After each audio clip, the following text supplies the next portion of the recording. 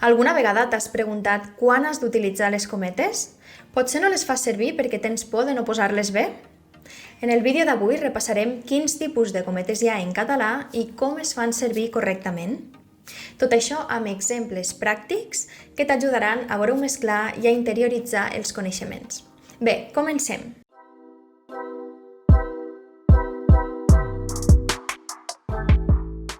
Primer de tot, quin tipus de cometes hi ha en català? Tenim tres tipus diferents de cometes. Les cometes baixes o llatines, les cometes altes o angleses i les cometes simples o senzilles. Llavors, quan es fan servir les unes o les altres? Pots triar les primeres o les segones indistintament perquè tenen els mateixos valors. És una qüestió de preferència d'estil. Això sí, és important que mantingues la coherència al llarg del text, no les barreges. Quan a les cometes simples, de vegades s'utilitzen per delimitar el significat d'una paraula o expressió. Segons el manual d'estil que consultes, ho pots trobar d'una manera o d'una altra. Pensa que en este vídeo i al blog jo et dono una guia, però pots trobar altres fonts en què alguna de les convencions sigui diferent. Ara, hi ha un cas en què hi poden haver diferents tipus de cometes dins del mateix text. Ara t'explico quan passa això. Quan dins d'una oració entre cometes hi ha una part del text que també ha d'anar entre cometes, cal mantindre la jerarquia següent. Primer, les cometes baixes, dins d'estes, les cometes altes i, finalment, les cometes simples. Tal com veus a l'exemple de la pantalla, la citació principal va entre cometes, dins hi ha una altra citació que també es delimita amb cometes i, per acabar, el nom d'un capítol, Utopia, que també ha de portar cometes. Per tant, aquí tenim els tres tipus de cometes que segueixen la jerarquia correcta, baixes, altes i simples, de fora cap a dins. I ara que hem vist els tipus de cometes i la jerarquia, ve la part més important. Quan es fan servir les cometes en català? Avui repassarem els casos més rellevants. En les citacions, és a dir, quan reproduïm les paraules textuals d'algú, en els diàlegs, els pensaments en estil directe, els títols de les parts d'una obra, per exemple, el títol del capítol d'un llibre o de l'article d'una revista, i els títols de col·leccions. Et recordo que tota la informació que veurem i més la tens per escrit al blog.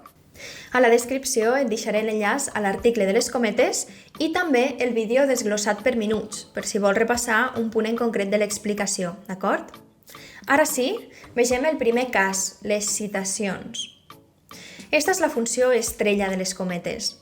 Les utilitzem per reproduir les paraules exactes que ha dit una altra persona.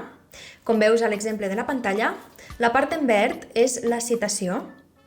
Després dels dos punts, comencem amb majúscula perquè és una oració completa i emmarquem el text citat amb les cometes.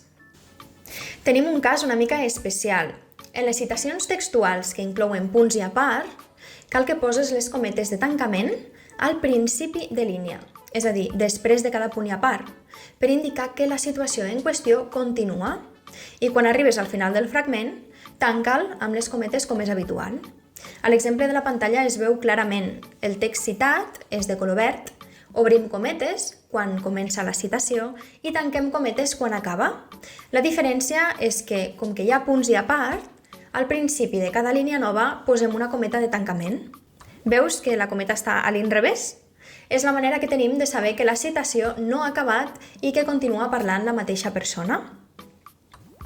Molt bé, hem dit que les citacions van entre cometes, però això que et diré ara és important, sobretot en els treballs acadèmics. Si poses la citació en un paràgraf a banda i amb una mida de lletra més petita, la mida del cos ja permet distingir-la de la resta del text, per la qual cosa no són necessàries les cometes. Fixa't en aquest exemple. I abans de passar al següent cas d'ús de cometes, aprofito per respondre una pregunta que em feu sovint.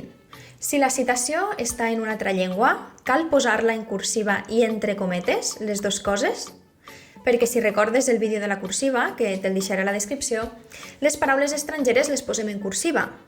Doncs bé, en el cas de les citacions no és necessari perquè les cometes ja serveixen per delimitar el text i, per tant, no cal posar-hi més marques. Segon cas d'ús de les cometes, en els diàlegs. En català també les fem servir per reproduir un diàleg dins d'un diàleg. T'ho mostro a la pantalla. Aquí tenim un diàleg introduït per guió llarg i la persona que parla diu una frase que li ha dit una altra persona. Al cap i a la fi ja sóc lliure, diu. Això ho posarem entre cometes perquè és un diàleg dins d'un diàleg.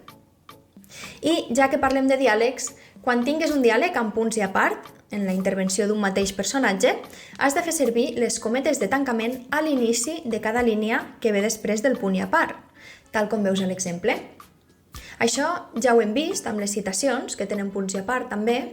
Tanmateix, en aquest cas, com que no és una citació, sinó que forma part del diàleg en si, no has d'obrir-les ni tancar-les, només les posaràs a l'inici de línia. Així, indiques al lector que la persona que està parlant és la mateixa que ho estava fent en les frases anteriors. La intervenció que tenim aquí és del mateix personatge tota l'estona i això ho sabem gràcies a les cometes de tancament a inici de línia. També fem servir les cometes per introduir un pensament en estil directe en una novel·la o en altres escrits. Això ens permet distingir el pensament dels diàlegs. Llegeixo l'exemple. Des que m'ho va dir, vaig passar-me tot el dia pensant «Seré jo l'elegit que haurà de fer-ho?» Següent cas. Per escriure el nom del capítol d'un llibre, un article o un poema. És a dir, els títols de parts d'una obra, recorda que els títols de l'obra es posen en cursiva, fixat en l'exemple. El primer capítol del llibre Els 7 hàbits de la gent altament efectiva és Hàbit 1, ser proactiu. La part de color taronja és el títol del llibre i, per tant, s'escriu en cursiva. Hàbit 1, ser proactiu, és un capítol, una part de l'obra, amb la qual cosa s'escriu entre cometes. Si parléssim del nom d'una revista i el títol d'un article publicat a la revista, passaria el mateix. Per cert, també posem entre cometes els títols de les col·leccions. Ja ho tenim. Si vols veure com es combinen les cometes amb altres signes de puntuació, com la coma, el punt, si es posa davant o darrere de les cometes de tancament, el signe d'admiració, etc., t'animo a donar un cop d'ull al blog on trobaràs les explicacions amb diversos exemples. Si t'ha agradat el vídeo, no t'oblides de deixar-me un m'agrada i subscriure't al canal. Fins prompte!